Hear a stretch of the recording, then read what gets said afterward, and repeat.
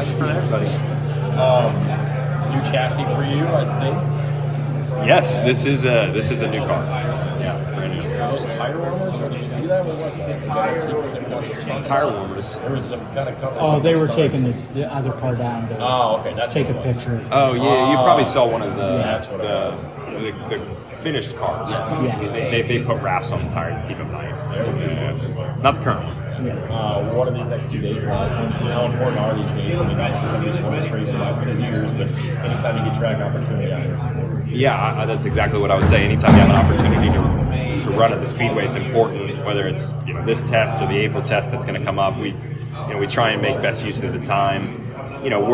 This test specifically, we're trying to learn for ourselves on what we need, and then today Firestone is also learning about this new car, the new weight, the hybrid system. What tire do we need to bring? INDYCAR is also monitoring things from a league standpoint. How do we produce another good race in 2025? I think that's what everybody wants. So you got both people playing this. The league wants to see a good show, and we want to be strong as a team. So everybody's getting something out of this day. What impact do you think the hybrid will have on the racing here?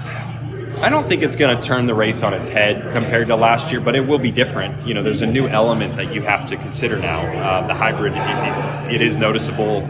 It is part of the equation, and how you utilize it, when you utilize it, that will come into play next year. And this is going to be our first opportunity to really see that, live and in person. So we're learning, and I'm sure the league is going to be monitoring us and figuring out how can they implement it too as best they can from their side.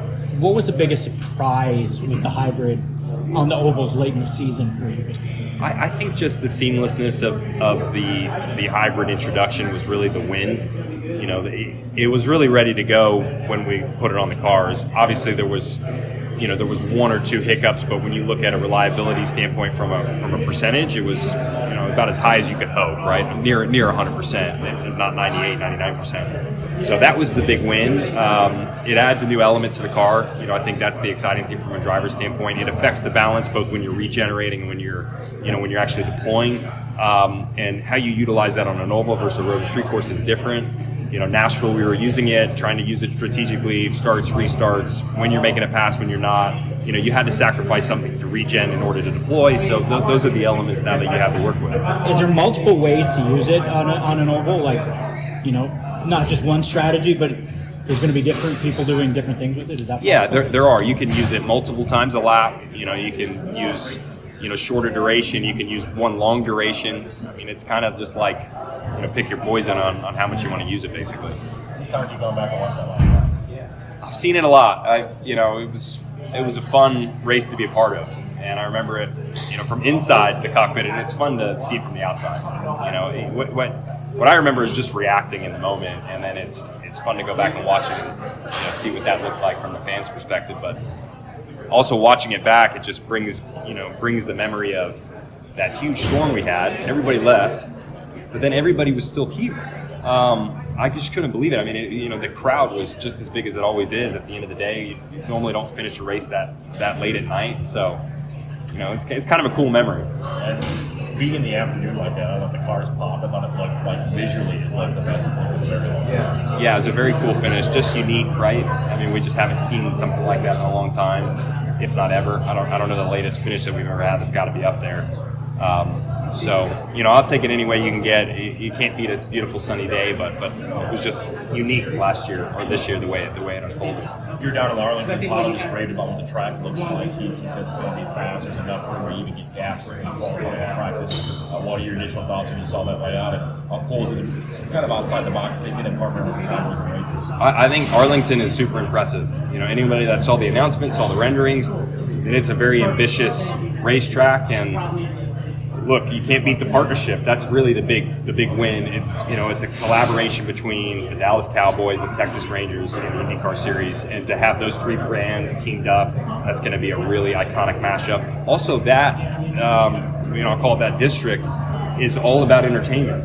And they want big events, and they're gonna bring a big event to Arlington. And the track is a nice layout. I think that's going to get a win from all the drivers, and I think the event's going to be a big smash. They've got 17 months lead time heading into the race in 2026. How excited are you to see the kind of promotion they're going to be able to do? Because it's not like you're going to have 5 or 6 months in the off season, 7 or 8 months or so. You got a year and a half before the cars even hit the track. How excited are you to see how much promotion they're going to put into it? And like you said, the Rangers and the Cowboys, helping out in that department too. Yeah, selfishly, I wish it was coming live in 2025 just because of the nature of what the event is. It's going to be, a marquee event. I think that's easy to see from all the information. But the other benefit of getting this out so early and being able to build the 2026 is it can be done super right. We can build the market, and I think you'll see that between the Cowboys, the Rangers, and INDYCAR. I think you're going to see a lot of buzz in that market for 2026. So by the time we get there, we should all be ready to go. No new fire suit yet? Not yet. I think this is still an old one. Yeah. So when you put this shell suit on, you feel like Superman?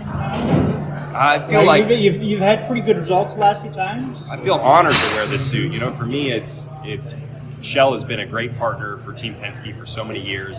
It's a great partner for the Speedway. In a lot of ways, for the series, we're running renewable fuel thanks to Shell across the field. And now this livery, the first time we introduce it, we end up winning the race, and then we were able to go back to back. So it just feels like home to me, is what I think when I put the suit on. Do you think about just winning another Indianapolis 500, or do you think about the historic nature of winning 3 in a row? I don't think as much about the 3 in the row. For me, I'm so appreciative that we've been able to convert 2 of them. Anything at this point is icing on the cake. It's just going to be a bonus if we win another race. I really feel that way. It doesn't mean I'm not motivated. I would really like to win multiple, Indy 500s again, and I'll be motivated to win in 2025 and do 3 in a row. But it doesn't matter when you win it, whether it's on third on the trot or it's you wait a couple years and you win another one. I think whenever you can win an Indy 500, it is a big year. You said last year around this time, throughout coming here in May, that winning that first one motivated you even more. Do you feel that again, and has that gone to a different level that you thought, okay, last year it was here, now it's here? Yeah, there's nothing like it. When you go through it and you really see the magnitude of the Indy 500, there's just nothing that rivals it. I've been to some serious events in this world. Some of the biggest. I've been in high-profile races, and I don't personally see an event that rivals the Indy 500, and you feel that when you win it. You really understand the history and the nature of it, and the camaraderie. There's something magical about this place and the fans and what it's all about. You can't describe it to people. You have to be there in person. So it does mean a lot more, and it motivates you, like I said, to win it again when you do finally convert. How important? Steven Stump of Frontstretch.com here. Come back for more great racing videos, and if you like us, don't forget to hit that subscribe button.